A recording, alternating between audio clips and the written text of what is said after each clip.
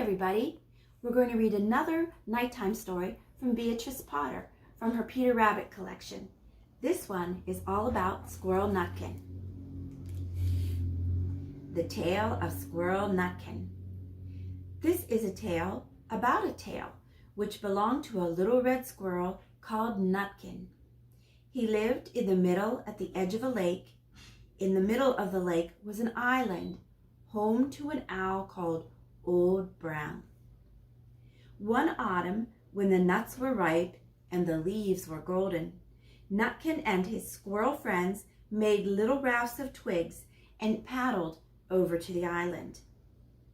When the squirrels arrived, they gave Old Brown gifts and asked his permission to gather nuts from the island.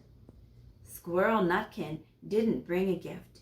He sang a riddle instead. The owl did not understand Nutkin's riddle, but agreed the squirrels could collect nuts. So they scurried around, filling their sacks, and when evening came, they sailed home. Here's Old Brown the owl.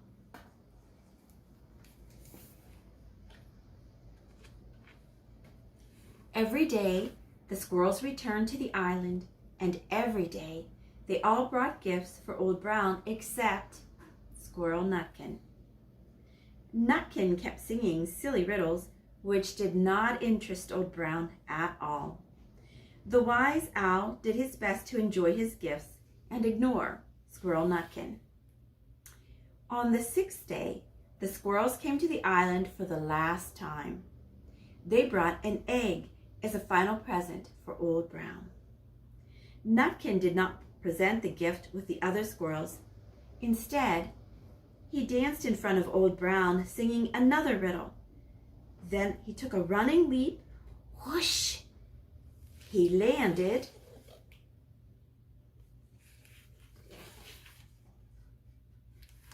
right on the head of Old Brown. The other squirrels scurried away into the bushes in fright. When the squirrels dared to come back, they peeped around the tree and watched Old Brown sitting on his doorstep, perfectly still. And when they looked down, they saw he had Nutkin. Suddenly, Old Brown dragged Nutkin into his house by his tail. Nutkin pulled and tugged so hard that his tail broke in two.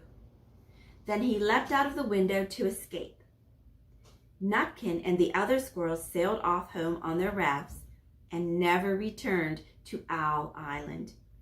Squirrel Nutkin was very pleased to get home, where he and his friends ate a delicious feast of the nuts they had collected.